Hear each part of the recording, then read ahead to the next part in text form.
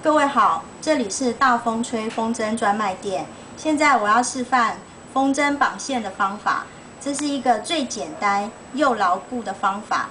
首先，我们以软体的小风筝来做示范。我们把线穿过这一个环，以后呢，这条线穿到主线的下面，再上来。 会形成一个小圈圈，然后我们穿过这个小圈圈，拉紧就可以了。然后我们最后把主线拉紧，这样整个过程就完成了。这个绑法又简单，但是又坚固。谢谢各位。